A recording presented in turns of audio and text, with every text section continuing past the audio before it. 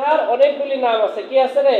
অনেকগুলি নাম আছে। একটা হলো বলো শাফিয়া, শাফিয়া, সূরাতুল কাফিয়া, সূরাতুল কাফিয়া, সূরাতুশ শিফা, সূরাতুল শিফা, সূরাতুদ দুআ, সূরাতুল দুআ, হ্যাঁ, ফাতিহাতুল কিতাব। ফাতিহাতুল কিতাব। ফাতিহা মানে কি জানো? ফাতহুন, ফাতিহা অর্থ কি? শুরু করা। কি করা? শুরু করা, কি করা রে? শুরু করা।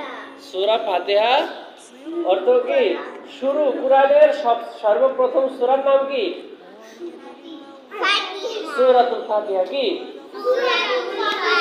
এটা হলো লেখার তারতিবে। কিসের তারতিবে? লেখার তারতিবে। আবার অবতরণের তারতিব ভিন্ন, পদ্ধতি কি ভিন্ন।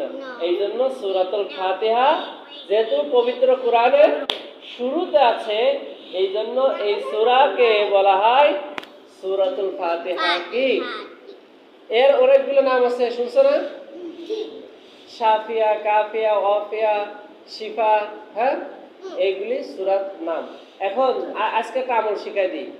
অনেক সময় মানুষের বিপদ মুসিবত হয় না?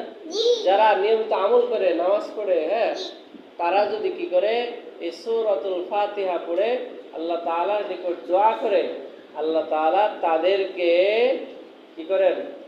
বিপদ থেকে উদ্ধার করেন, তাদের মুসিবত দূর করে দেয়। এই আমলটা ইনশাআল্লাহ করবা।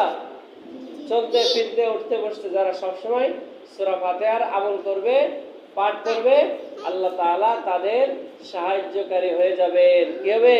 সাহায্যকারী। কাফিয়া বলে কি? যথেষ্ট। কি এই সূরা যারা বেশি বেশি পাঠ করবে, এই সূরাই তাদের জন্য কি হবে?